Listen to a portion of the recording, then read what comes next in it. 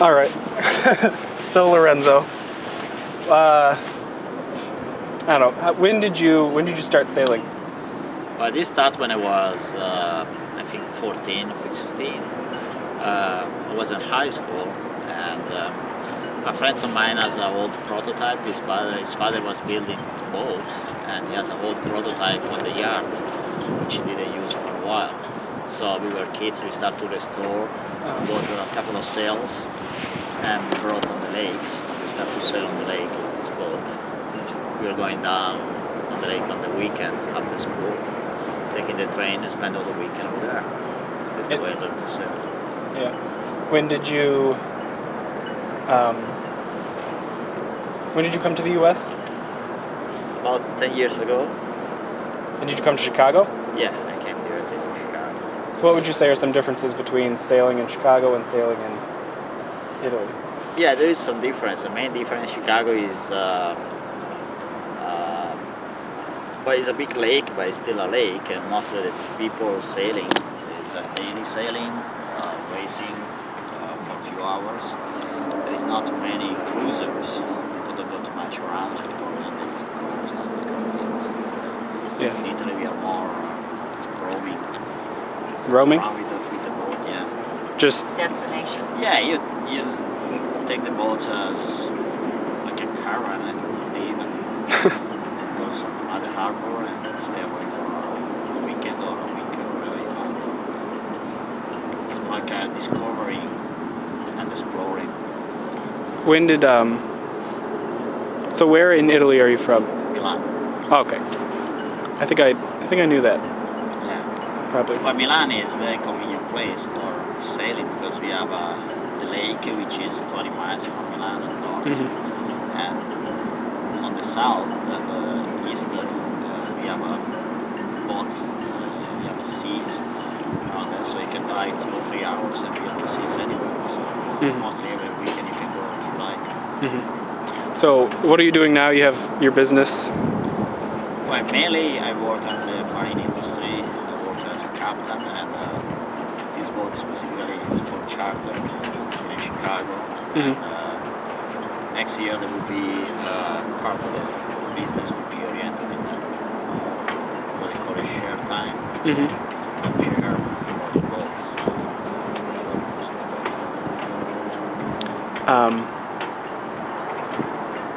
Do you have anything you want to add, Jeff? I feel like you do. So are you both captains? Both captain or both?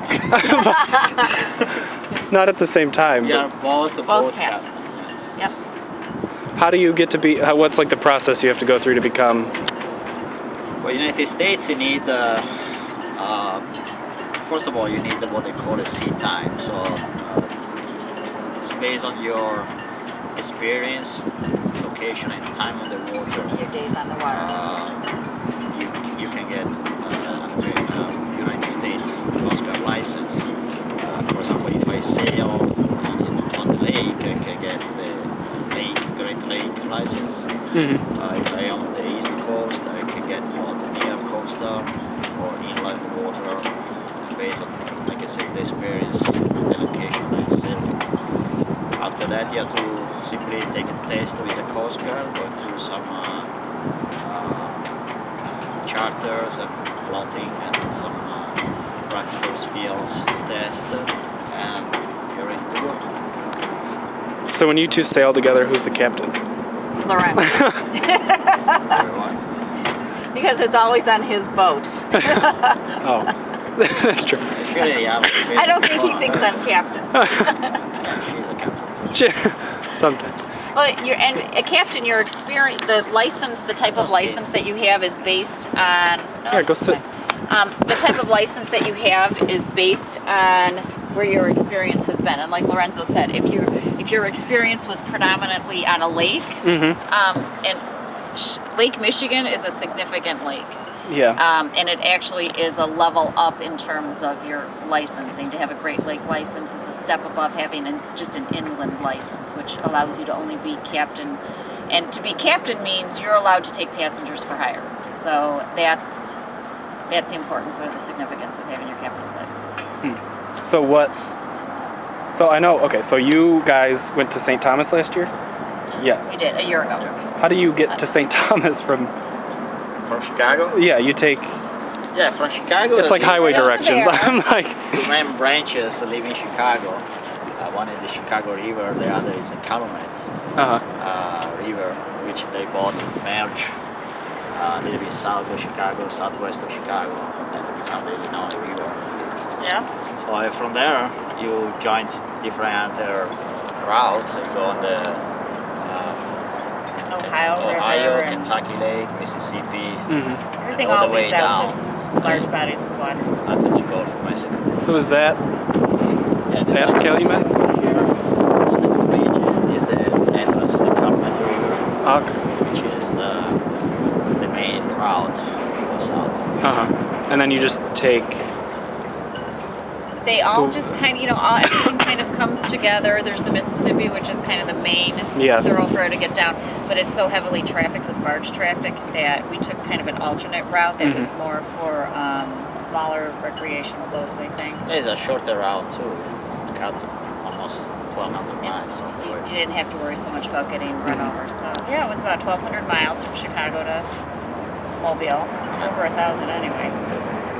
And how long did it take us? 2 weeks, mostly 2 weeks. Yeah. Very fun adventure. A lot, and that was a lot of experience with that I think a lot of people don't have on, even, captains certainly don't have that. River is definitely different than being in an open body of water. Yeah. Is that the biggest trip you've taken? What's the furthest you've ever sailed? Distance-wise, not directly. No, it was not the biggest. But for time-consuming, variety of condition, Peru is the most, I would say, complete. And then what's the longest? What's the furthest you've? That was the biggest. That was the biggest for you. trip for me. Yeah, I was down Europe. I did several times from Italy down to Greece, Mediterranean navigation. Distance-wise Was more. So would you rather be sailing in Italy or in Chicago? They're different. Chicago is a very fun place, very convenient, and you can enjoy sailing, but without the city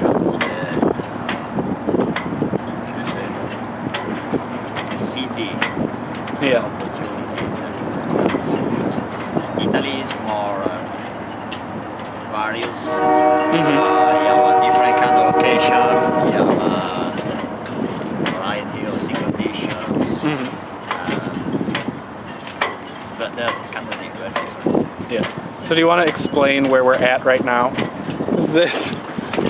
We're not on the water. That's what it looks like, but yes, we are on the boat, the same boat we usually go in the summer. Usually in the winter here in Chicago, because the meteorological conditions, the winter itself, everybody has to take the boats outside of the water, and this is one of the locations where you can take the boats outside and store for the winter. So the boat is pulled out from the water on the dry dock, on the stands, and to winterize and clean, put away for the winter, so ready for the next season. So you used to work for DDB? Yeah. In like advertising. like your traditional like white collar, probably more than 9 to 5, right? I mean, year? Yeah. Well, how long were you at DDB? DDB is, I was working for DDB I worked for 3 years in DDB. Before the same company, which was actually bought by DDB, I worked 19 years advertising for that company. Before part of the DDB and moved here to Chicago. Yeah. Because I've been researching some different people that like own different sailing companies, and it seems like a lot of them come from like really corporate sort of jobs, and they just leave it and they go sail. Well, it seems strange, but a lot of people leave their boats like an escape or last destination and everything. So after many years, they like to say corporate job, and it's like people want to change different, yeah. People want to get away. Yeah. And that's the same for you too, because you had a previous life, yeah. I think after you've done something for so many years, everybody, I mean, it's not necessarily, it can be anything. It can be just something that's going to be a new, trying something new or learning something new. Even if you can make your life different, better, and just have more experience. Yeah, so you're going to change careers too, just know it. In 20 years, you'll be on a sailboat. Right. Okay, I will. All right, so anything else you want to add? Anything else you need to know? I don't know. Yeah, no, I mean, like you said, this looks like a natural pattern, so probably the sailboat is more like a lifestyle. So you decide to change or break from your old lifestyle of career and everything. Sailboat is one of the things that come natural to take as a lifestyle. It's more relaxing, you are in contact with the nature, with the people, you have more time for yourself, you choose what you want for yourself. And you have the whole world open to you, as long as it's touching water. And the whole world is predominantly water. I suggest anyways to have a contact with the sailboat for everybody, so people think it's also therapeutic. Next summer they can pay you. Well, I mean, my boat is going to be in the water next summer. So, so everybody come sail. We'll be glad to make everybody try at least one time. Yeah. Something you should always try. Everybody should try once.